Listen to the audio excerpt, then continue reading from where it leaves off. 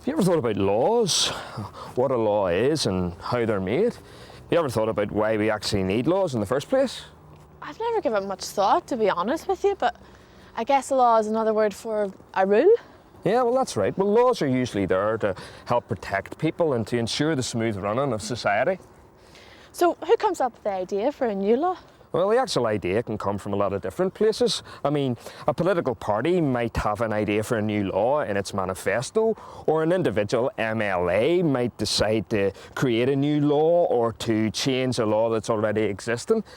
Committees, they can also propose laws. And what about me? Could I come up with a new law? Here, I could think of plenty. Well, you could suggest a new law to an MLA, but that MLA, he would have to work out whether that law would work or not. You see, MLAs are members of the Legislative Assembly, and they're elected to make the laws on our behalf. So really, apart from speaking to an MLA, I don't have much say in how a law is formed? Well, now, that's not strictly true, is it? Because the way that laws are made in our Assembly, well, that means that everybody has the opportunity to voice their opinions through their MLAs. But listen, tell you what, why don't we get into this taxi here, and I'll tell you all about the taxis bill.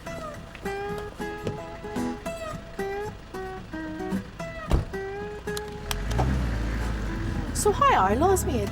Well, it's a long process. First of all, it starts with a bill. A bill? What, like my mobile phone bill? No, not that sort of a bill. A bill is a written proposal for a new law, and a bill can't become law until it passes through a number of different stages. And what are these stages then? Well, the first stage would be just to let the MLAs know that a bill is coming up for debate. And before that first stage, the Speaker will give his permission for the bill to be debated in the Chamber. I call the Minister of Environment, Ms Arlene Foster. Ms Foster. Thank you very much, Mr Deputy Speaker. I beg to move that the taxis bill be given a first stage. So was there a second stage then? Yeah. Well, the second stage allowed the Minister to talk about how the taxis bill would affect the taxis. And so the MLAs, they were able to discuss these various issues, and then they voted on the bill. How did they vote?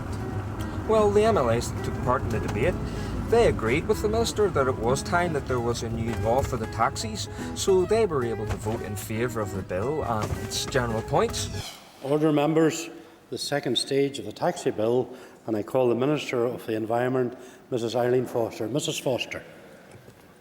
Thank you very much, Mr Speaker. I beg to move that the second stage of the taxis bill be agreed. The taxis bill before the House is enabling legislation which provides for the creation of a comprehensive new framework for taxi regulation. Its overriding purpose is to make taxi services in Northern Ireland safer and better for customers. Oh, well, that was it then? No. Then it went to the committee stage. So the Environment Committee, they went through the bill line by line, and then they looked at some of the key issues. And did they do this on their own? No. They invited a whole range of people to come and give their opinions on what they thought the taxis bill should cover. Like who? Right, well, they met with the Consumer Council, for example, to find out what the taxi users thought. And the MLAs, they met with a group called Disability Action to find out the problems that disabled people experienced when they were using taxis. So this law will help disabled people have access to taxis? Yeah, well, see, that's a really good example because of the issues that were raised with the committee. Well, the MLAs decided that the taxi companies would really have to make provision for wheelchair users. Okay. So what about taxi drivers then? Did they speak to the committee as well? Oh, yeah. The committee listened to evidence from individual taxi drivers and taxi organisations. But you know, the whole process, it took an awful long time because, well, you had to listen to everybody's thoughts and opinions and viewpoints, and, well, that takes a long time. But you know, that's what democracy's all about. Everybody has to have their say. The committee stage of the taxis bill commenced on the 26th of June 2007. Thereafter, the committee conducted very detailed scrutiny of the bill, and committee members proposed a number of amendments to the bill when we believed it was appropriate. What happened next then? Right, well, the Environment Committee, they presented a report basically to the Minister with some changes and amendments. Basically there was 73 in total. So this was given to the Minister and to her department, and that meant then that the bill was able to go into the consideration stage. The consideration stage? What's that involve? Well, this is when the Minister comes back into the Assembly and talks about the bill in more detail with the amendments. That gives the MLAs a chance to vote on every single section of the bill. It's kind of like, well, that's where they really start to concentrate on the minute detail of the bill. Order, members. Consideration stage of the taxi bill. I call the Minister of Environment, Mrs Arlene Foster, to move the bill. I beg to move that the consideration stage of the taxis bill be agreed. All right, so then what happened? Right. Well, the Minister agreed to accept the changes that were recommended by the Environment Committee. Surely that was the end of it then. No. A few weeks later, it went to what's known as the further consideration stage. Now, that's another opportunity for the MLAs to make any changes that they want to the bill. Further consideration stage of the taxi bill, and I call the Minister of Environment, Ms Arlene Foster, to move the bill. Mr Speaker, I beg to move that the further consideration stage of the taxis bill be agreed. The MLAs didn't want to make any changes to this bill, so it meant that the Speaker was able to pass this on to the final stage. Another stage? Well, it was the final stage. But it started in a very unusual way. What do you mean? Well, because it was the Minister's bill, she decided to start the bill off with a poem.